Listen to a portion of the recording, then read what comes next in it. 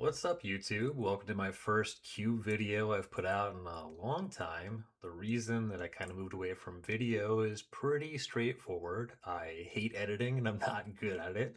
I kind of felt when I was editing video that I was making my stuff less unwatchable instead of more watchable or more entertaining. So it was just a lot of time consumed and not very fun or fulfilling to do the editing as much as I enjoyed recording. But recently I've gotten some inspiration from Andy Mangold over on the Lucky Paper Radio channel. If you don't follow them, they put out a weekly podcast, and then Andy also puts out a bunch of video stuff on YouTube regarding editing cubes, maintaining, updating cubes. And the project that really got my attention from Andy is he started building a cube where he only worked on the cube when he was recording for YouTube. That cube is called Take 5. At this point, it's together, it's been drafted, he's been working on that a lot. Take 5 is a desert cube, so a cube where you have to draft all of your basic lands, and it's called Take 5 because you draft three 15-card packs, and then you only don't play 5 cards in your pool because you can't add any basic lands. So you play 40 of the 45 cards you drafted. And that name kind of comes from the fact that when a lot of people build these desert cubes, they actually make the cube a little bit larger.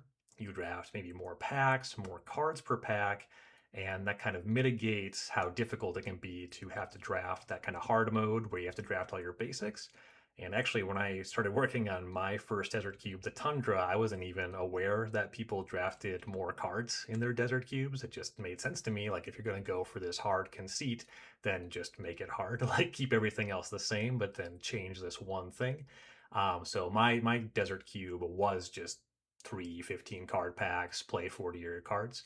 So it definitely speaks to me. Like, I'm like-minded in the way that I like a desert cube where you only get to cut 5 cards from what you draft.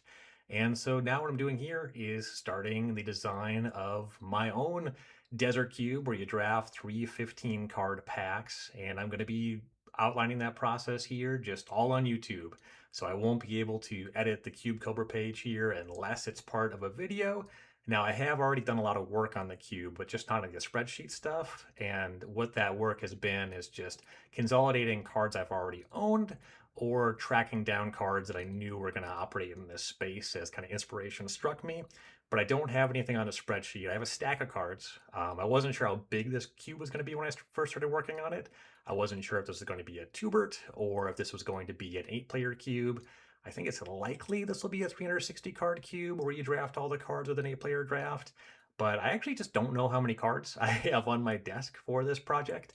I don't know how big the final cube is going to be. I'm kind of open to a lot of things to change. So what this video series is going to be, I'm kind of breaking this down into chunks. This is the first chunk of cards. It's going to be a good intro to what this cube is, what I'm working with, and what I'm trying to build. And then I'll do a series of videos just introducing more chunks of the cards that I've already gathered for the cube.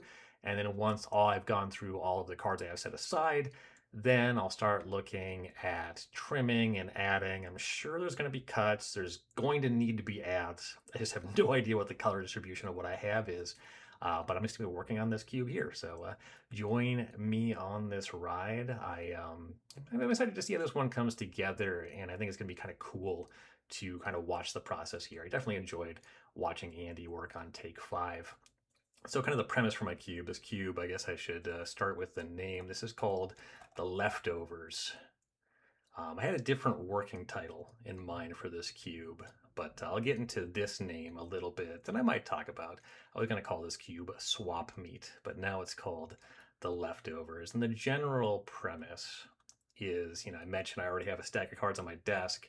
These are largely cards that I have. I have acquired some cards specifically for this project, and I have intentions to acquire more cards. Like, I don't have everything here yet, but I already am planning on getting cards for this cube. But majority of these cards are cards that I have acquired at different points.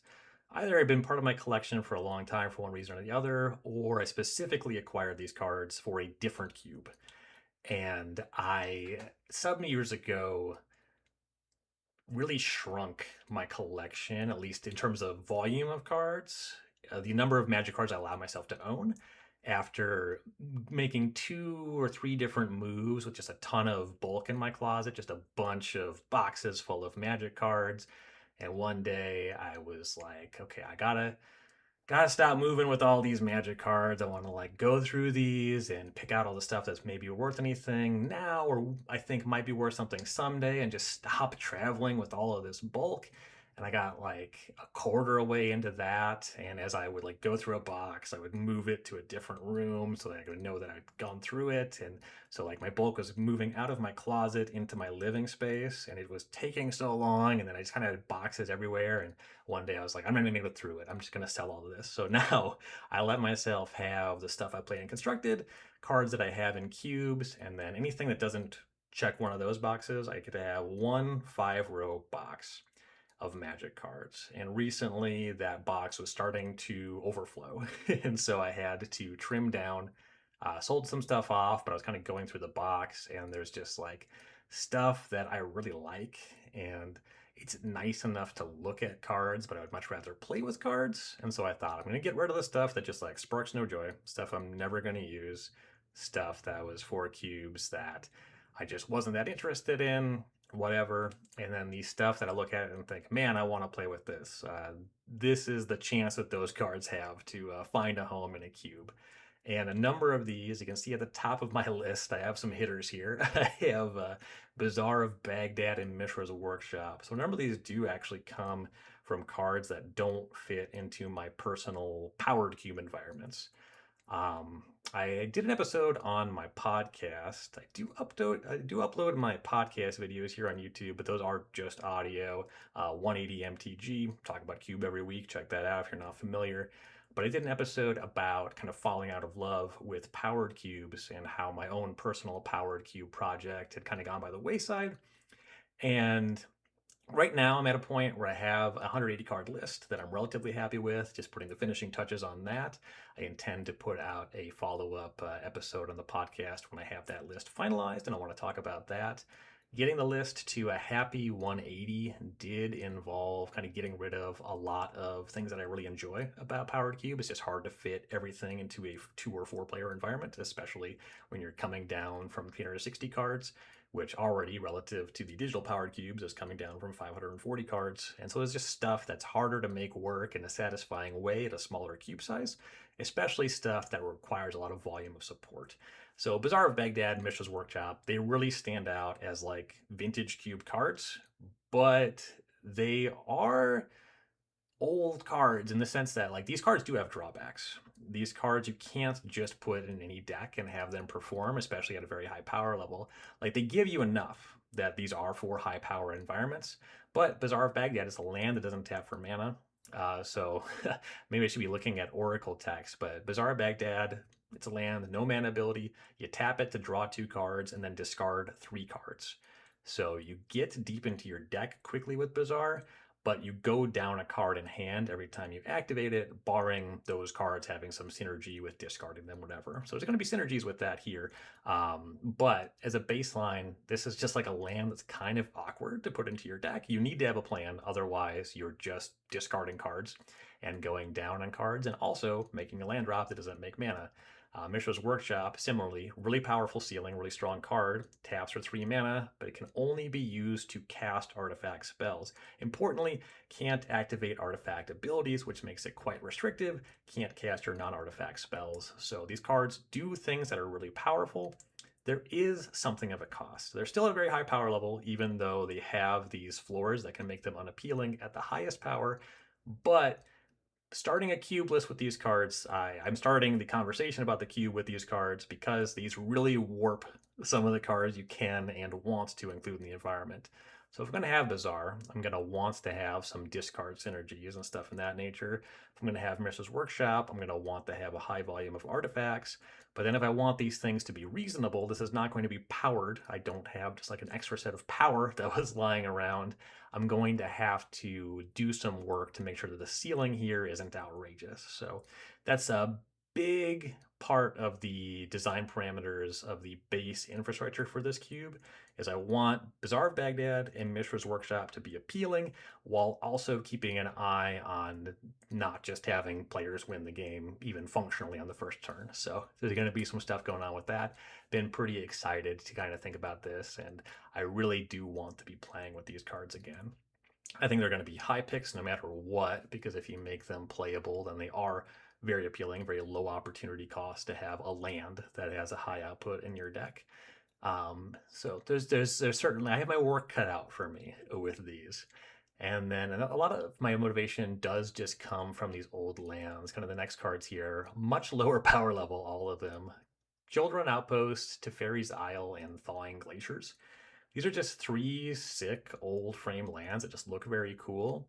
Outpost was a really strong card in standard. I tried it in one cube or the other. I picked up a copy for the pre-modern Tubert, but that cube's just a little bit too hostile to non-basic lands. You have to sacrifice a plains to play the outpost. And so you go down a land when you play this one. So if you have an environment that has wasteland or even kind of modest land destruction, it becomes problematic.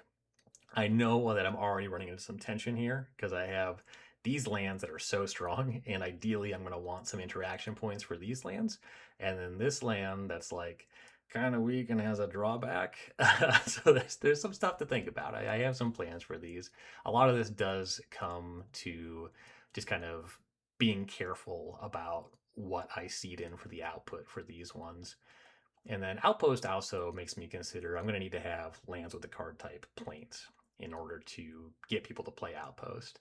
And some of the difficulty with Golden Outpost as a cube card is you can put it in a cube, people can look at it, but how appealing is it to actually put in your deck? And that's where the Desert Cube kind of restriction comes into play here. Is like if these are the lands where there's no land box, you're going to have to play this card in your deck some of the time, or it's going to be one of your cuts and it's going to be a tense and tough decision. I don't know how appealing this one's going to be, but it is a sweet one, and I hope that it shows up. And I'm going to have some stuff that makes it appealing to have a token maker on your land base there. And then if I want this card to show up in decks, I do also want to be mindful of the strength of other token makers in the environment. I don't want to put in stuff like Bitter Blossom, that's just a permanent that makes tokens every turn at no real cost. That costs a life, but just getting material every turn. I don't want to have token makers that are really competitive on rate with the outpost if I want the outpost to make decks. So another challenging parameter. And then Teferi's Isle is just kind of bad, but it looks sweet. Like this card is just cool. So it's a land that enters tapped and phases out every other turn. It has phasing. It taps for 2 mana, but you don't have access to it the first time you play it because it's tapped. You don't have access to that mana the second turn you play it because it phases out. So the third turn after you play Teferi's Isle and every other turn thereafter, you'll have access to a land that taps for 2. And in a deck that's utilizing Mishra's Workshop, Teferi's Isle is much weaker. But once again, this is a spot where the Desert Cube kind of conceit comes into play. You might just not put Teferi's Isle in your deck if you have access to basic islands, as many as you want. But I'm going to make lands a little bit harder to come by, and you're just going to have to play Teferi's Isle some of the time. It's going to be the idea here. And like Thawing Glacier is a really slow card, and this one's gated in kind of an interesting way. I tried this one out in pre-modern. It had similar issues with like the Outpost, where this card is just not very strong if your opponent wastelands you, and then it takes a lot of time to every turn. You can search your deck for a basic land, put it into play, and then the Glaciers kind of over time you build out advantage because the Glaciers returns to your hand when you activate it at the end of the turn, but you don't have to discard it. You can keep playing the Glaciers. You can keep find basics. So in a slow environment, this card is just a really strong source of card advantage, and you'll just get more lands into play than your opponent. So this was a really strong card in Magic once upon a time, all the way back when Alliances was newer. And it just kind of is slow and weak in like the pre-modern Tubert. And I think that this cube is going to have a lot of lower powered stuff. There's going to be some high powered stuff here, but a lot of lower powered stuff that will open you up to take some time getting some extra lands with the glaciers, ideally, anyway. We'll find out how successful I am in this plan. And then this one's going to be a little bit gated by the fact you're going to have to draft your basic lands. I still don't have any idea how many of each basic are going to be in this cube. It's going to be something I'm going to have to iron out as I kind of get closer to a final version. I think I want at least 5 of each basic land. And this one, unlike the Outpost, it does need all basics. It can't just be typed. So Flying Glaciers is going to be a little bit more of a challenging one. But it's a really cool card. I really like looking at it. So we're going to try it here. Caracas is one that I know is kind of a groaner in Vintage Cube. As you can probably guess by the aesthetic of the first several cards I've talked about here, a lot of this cube is going to be old cards. It's not going to be exclusively old cards. This isn't like an old school cube or a pre-modern cube. I'm going to be using kind of a selection of older and newer cards. Many of the cards will be older because I think that that really just kind of works with that leftovers aesthetic. It also happens to be the cards that don't make it like get cut from my cube. Like if I pick up a sweet old card just because I want it to play, and when I buy a new card for a cube, it's typically because it's at a convincingly high power level and it's probably going to fit in. And then if it's like too strong, I just get rid of it. Not very many of the cards that I've selected for this project are stuff that was too strong somewhere else. This is a lot of stuff that it wasn't quite strong enough. Admittedly, for some high power environments, like not strong enough for Vintage Cube is still pretty strong. So Caracas, clears that bar there. But what I'm getting at about old cards and new cards is that I kind of looked through my stack. The volume of creatures that are legendary that I have selected for this cube is not that high. This is mostly because Caracas is a sweet old card that does not fit my vintage cube anymore. And so I want to put it here. That's all that is. There's going to be some stuff with bouncing your own legend here. And there's like one or two stronger things that this is kind of balancing on the other side with bouncing your opponent's legends that we'll get into as we get deeper into the card list. But protecting your own thing and just being an untapped white source is a lot of what Caracas is doing this cube. Honestly, my biggest reservation about Caracas is it kind of takes the slot of a basic planes, which is going to make people less likely to play with Golden Outpost. So uh, we'll see.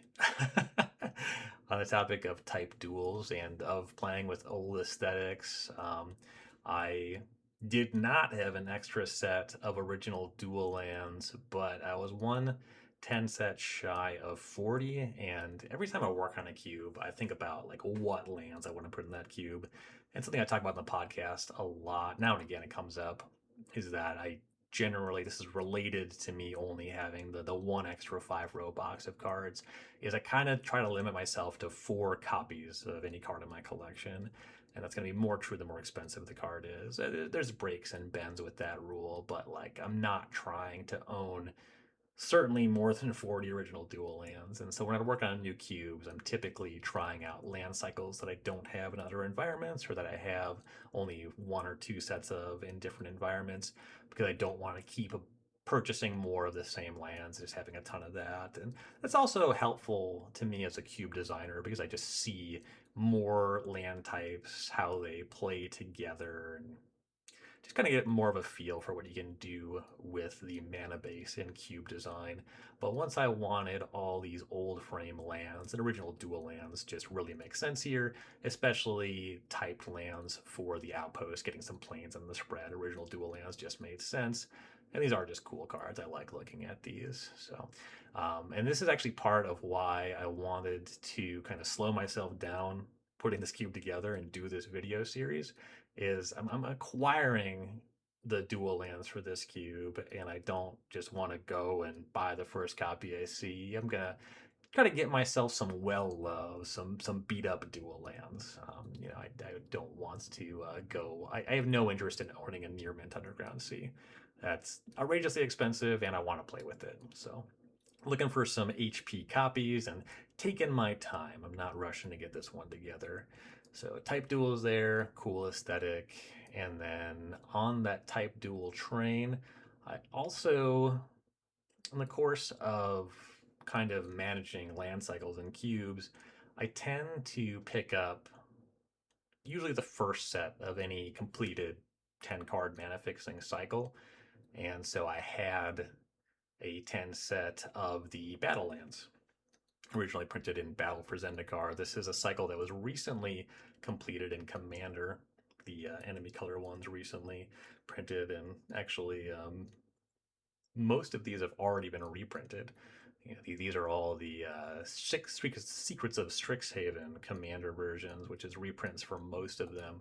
But anyway, we have all 10 of these now. They are typed duels, and they have a drawback. They enter tapped unless you control two or more basic lands, which is going to be kind of interesting in the Desert Cube environment where you have to draft your basics. Like, you're going to have to get some basic lands in your deck, otherwise these are going to enter tapped. And they're probably going to enter tapped a decent amount of time. Original duels are just very good mana fixing. You'll play them over a basic, maybe even if you don't even have use for the other color. Like, you'll be happy to see these in the draft.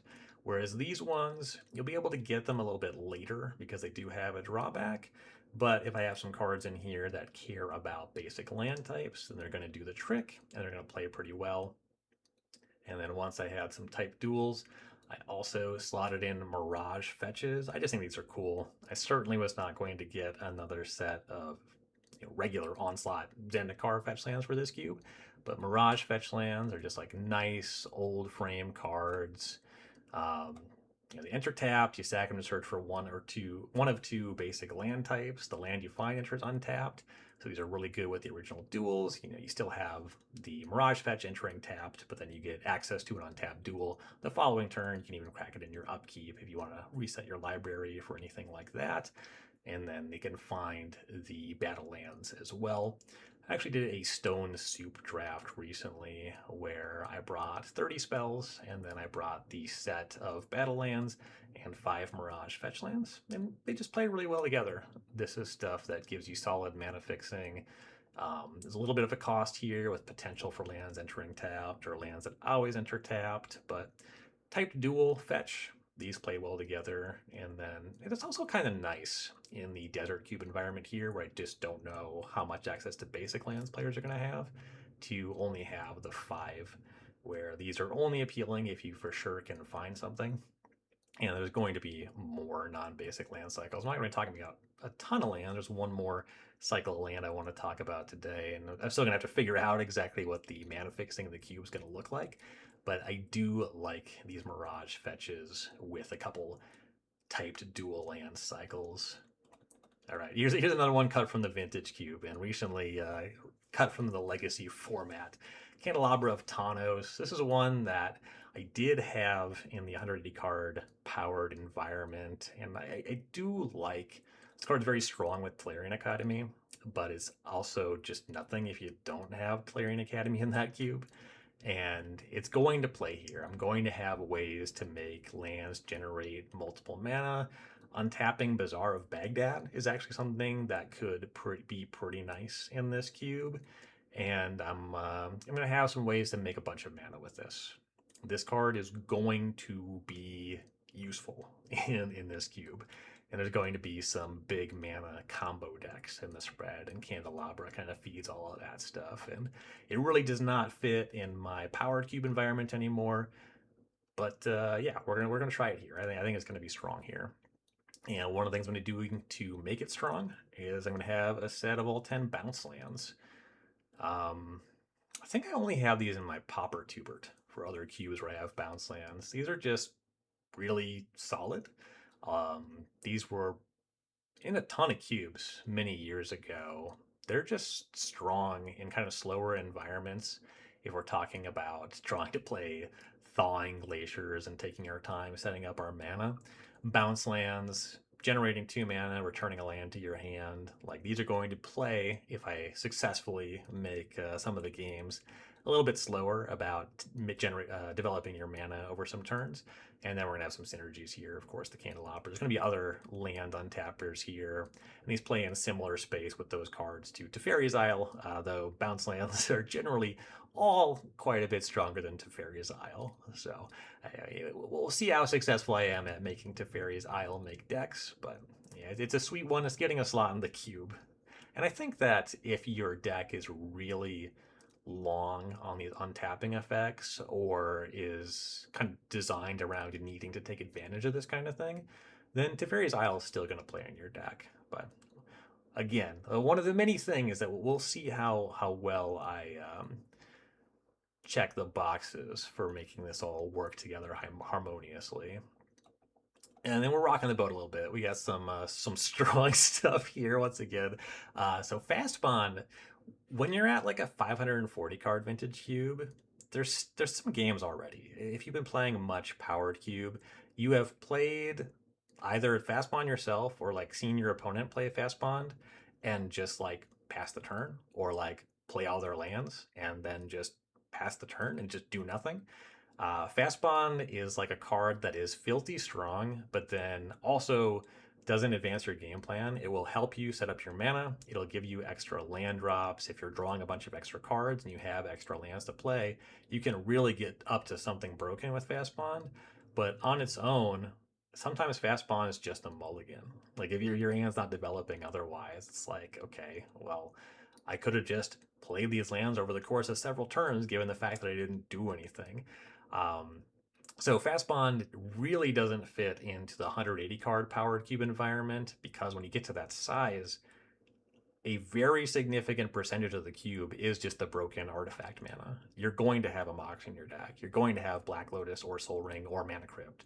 You're going to be cutting lands for those effects. And it's going to be more desirable at the very high power level at the smaller cube size to just have some cards that you can easily cast that win the game without too much help. Like actually trying to build a fast bond engine is a really big ask at the small cube size powered cube. So fast bond just really doesn't make a lot of sense there. Honestly, green is a pretty challenging color when it comes to smaller powered cubes. But anyway, Fast Bond is a card I'm going to try here. It's clearly broken. There's going to be some very powerful interactions, not the least of which already just having bounce lands. Bounce lands plus Fast Bound is going to open up some really messed up stuff. And yeah, we're going to try it. We're trying some really strange stuff here, and it's going to involve some high powered cards. And some of the games are going to be over quickly, and we'll find out exactly how much appetite I have for that. But I do want to play with this card, and just finding a home for some stuff that is really broken, but I don't have a home for. This is the leftovers. We'll give it a shot. Also going to try Exploration. This is another card where just like Fast Bond, sometimes it's a mulligan. If you don't have extra lands to play, it's not doing anything. If you don't have spells to cast, it's not doing anything either. But Exploration is just explicitly really easy to get something meaningful going with bounce lands. Just develop your mana that way. If you can draw any extra cards, which I'm a little bit careful, but there's going to be draw effects in this cube. I say I'm careful. I'm going to be careful in like the sense that this cube's not going to have Ponder and Preordain, but there's some broken draw cards I'm going to be talking about today. There's going to be some strong stuff you can do with this. And yeah, I have some plans for Exploration.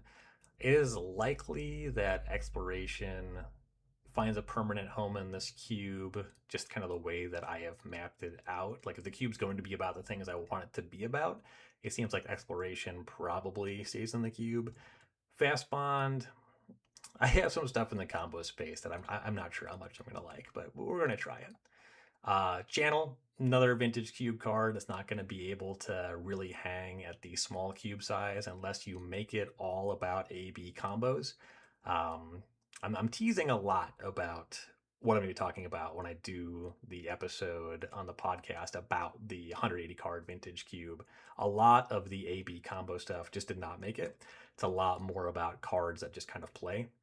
There's some combo stuff, but it really gets crowded out. And in order to make the average pack appealing, you just can't have too much of the stuff that just does not play on its own and also requires some specific cards that don't play on their own to play with it. So channel's an ill fit there. I have a channel. We're going to try it here. Channel's going to play in the same decks as Mishra's Workshop. And, while I am trying to keep a reasonable ceiling on the output of Workshop, that should make it so the stuff you do at Channel is mostly cool. We'll find out though. Then I have some combo stuff. I actually really like these two cards. I would like to see these in like the digital powered cubes, but these are two like Golgari combo cards from one of Magic's first combo decks. Squander resources, 2-mana enchantment, sack a land, make a mana of any color. Cadaverous Bloom, 3 green-black enchantment. You exile a card from your hand to add either black-black or green-green to your mana pool. So these are both really strong mana engines.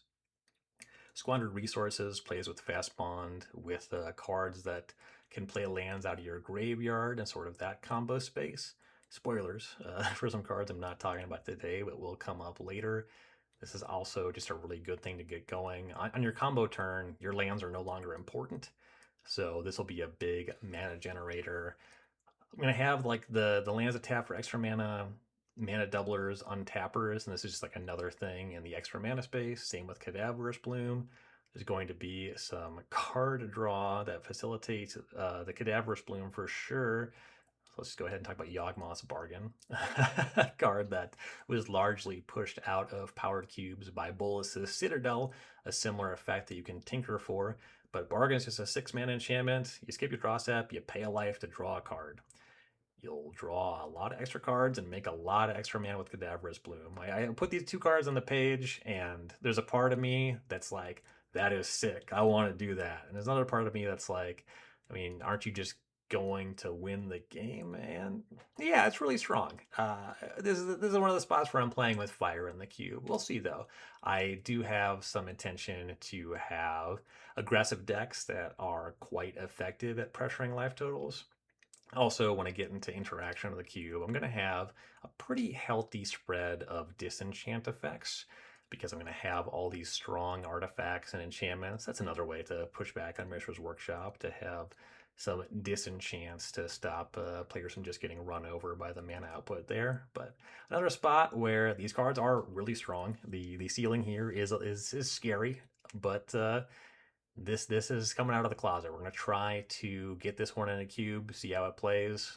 This card is sweet. I want to play with it, and it plays well enough. I think if you have a 540 card vintage cube, you could still just like put this in the Moto or Arena powered cubes, and it would play fine. Like decks would play it. It would be very strong some of the time. It's at its weakest against like Boros, but if you go long and removal spells, then Yawgmoth's Bargain's a card. Eventually, you cast it and you win somehow. I think it can still hang there. 180 cards, a little bit tight for Yawgmoth's Bargain. We're going to put that one here. Also, Necropotence while we're in the Yawgmoth's Bargain space. Let's have the broken one and the fixed one. Maybe one of these will play and the other one won't. I think Bargain is convincingly broken when I'm doing this Bloom stuff, this extra mana stuff. Necropotence is a little bit more restrictive, having the black, black, black casting cost and also waiting to draw to the end of the turn. So with Necropotence, you also skip your draw step. You can pay life to set the top card of your deck aside, and you put it to your hand at the end step.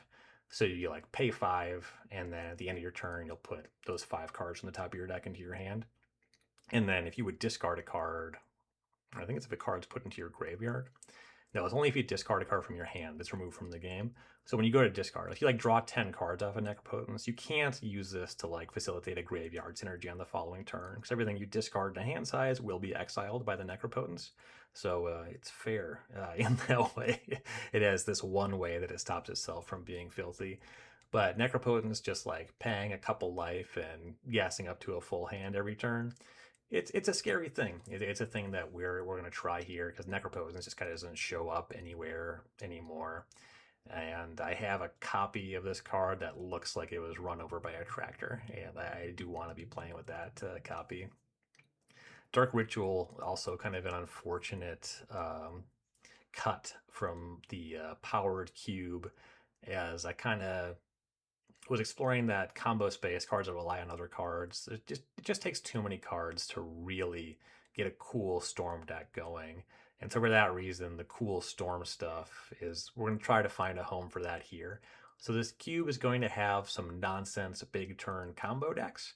And that's because they just kind of don't work in my powered cube environment anymore.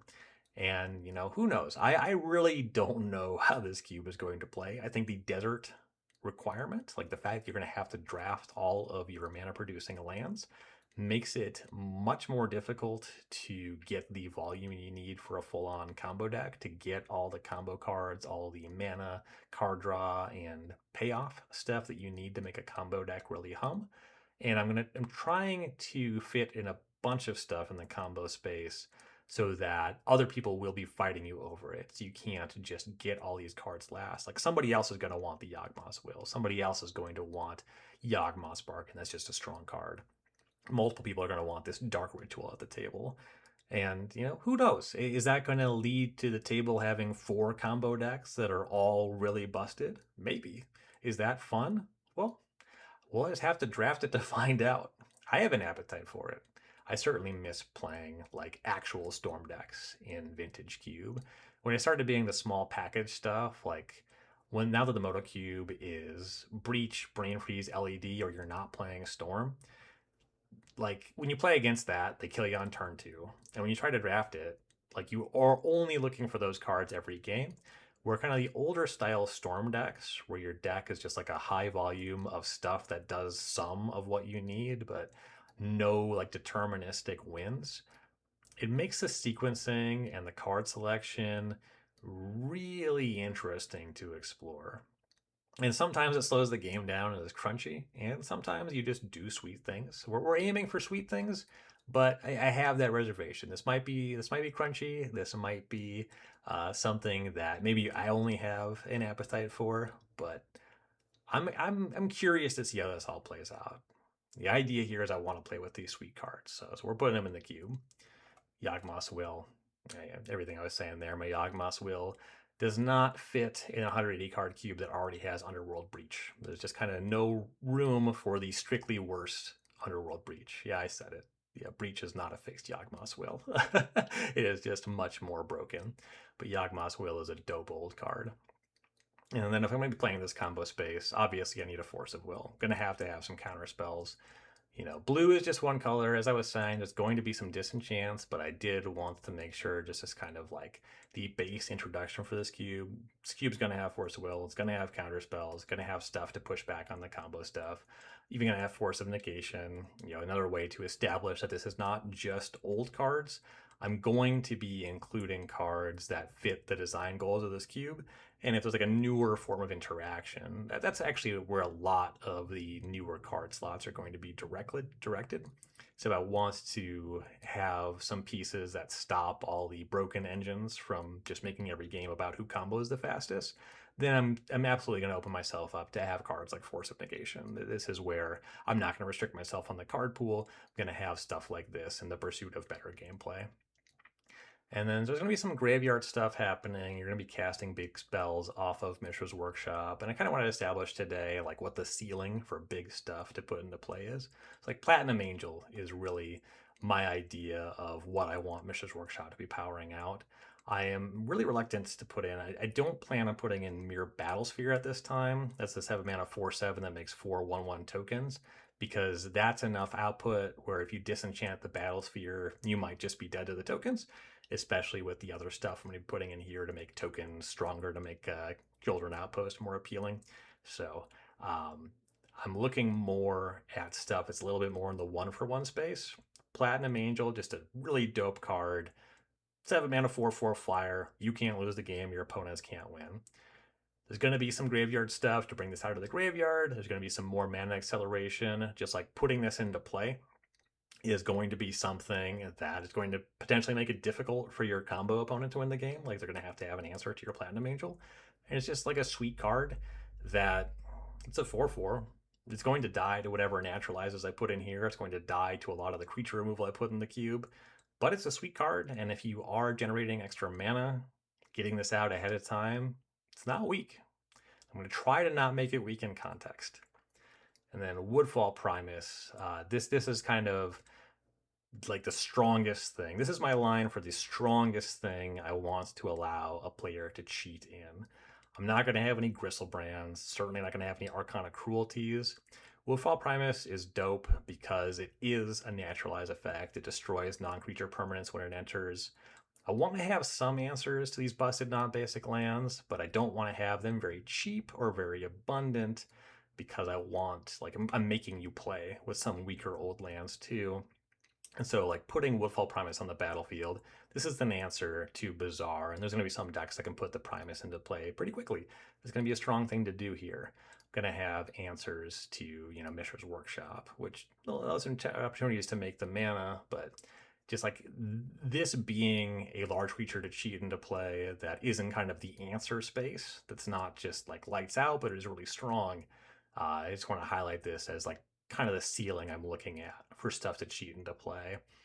And I looked at the card Terastodon. That's one that destroys up to 3 non-creature permanents, and you put a 3/3 into play for each thing you destroyed under its owner's control. Terastodon seemed a little bit too easy to outright end the game. Woodfall Primus is more likely that you continue to play on after you put this one into play. So just kind of establishing the stuff that could potentially pop out of the graveyard in this cube. Woodfall Primus is kind of looking at for the ceiling of a creature to cheat into play. There's going to be some stuff to cheat creatures in. I'll talk about it at some point. And then just some basic boxes to check here. I think that it'll be worth doing a full video about what I want to do specifically with Mishra's Workshop because it's a volume card, but just making sure we're checking our base boxes for Bazaar of Baghdad. We have all of the original Ravnica Dredgers from Grave Troll down to Future Sights at Dakmore Salvage. There'll be stuff to talk about with Life from the Loam too. But, we're dredging. That's a big thing to do with Bazaar. Filling up your graveyard quickly is going to be an aspect of what those decks are trying to do. And then I also have some serious hitters for the Bazaar. The Root Wallas, which you can cast for free. Hollow One, which is a discount when you discard 3 cards from Bazaar. Hollow One is then free to cast. Also, Hollow One with Mishra's Workshop is something that I would not say is strong, but I want to see that happen. Part of my vision for this cube is I have all this high-powered stuff. Not everything in the stack is remotely at this power level. There's a lot of modest stuff in here too.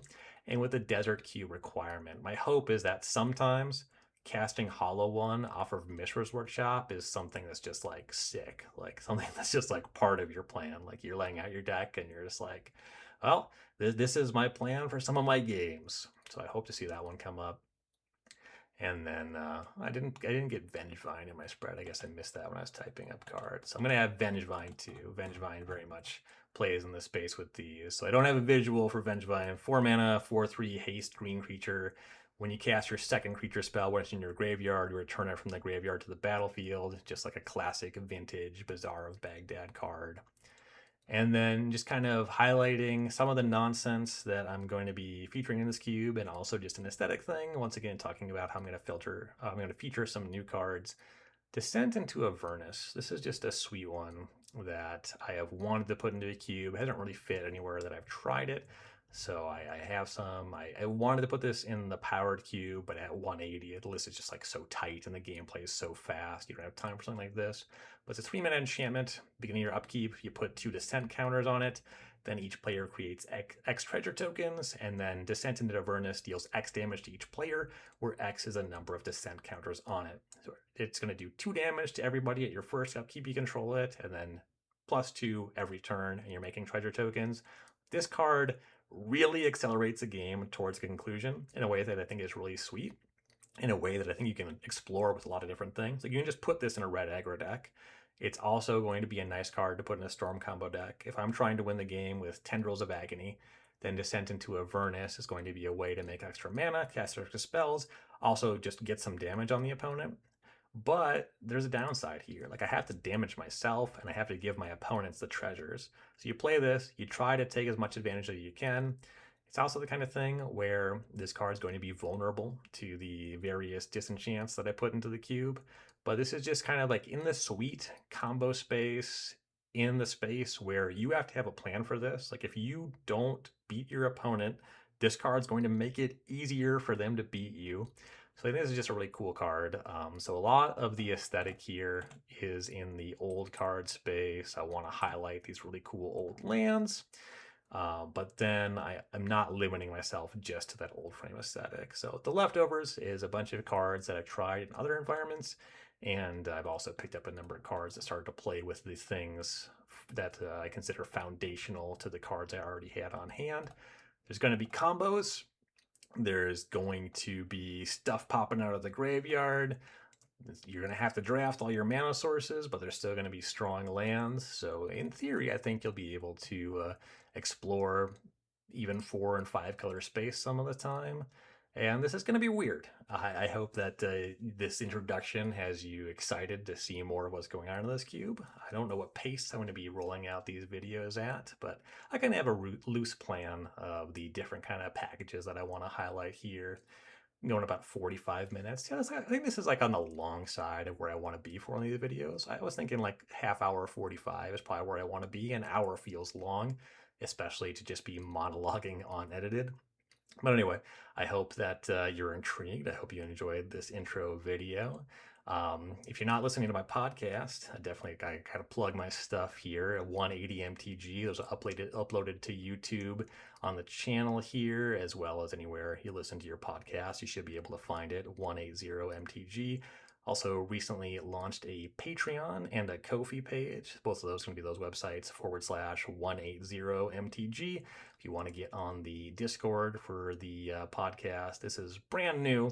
Actually, at the time of recording, this is not even live yet. So I don't know what that looks like, but by all means, if you like what you see here and you want to contribute something financially to my cube stuff, I certainly would appreciate that. If you're interested in joining the Discord, Patreon's the way to do that. Ko-fi is just a spot to make a one-time tip, or you can even subscribe there if you're not interested in the Discord. But would certainly appreciate that. Like, shares, comments, reviews, that stuff all means a lot. Thanks for joining me today, and I'll see you next time.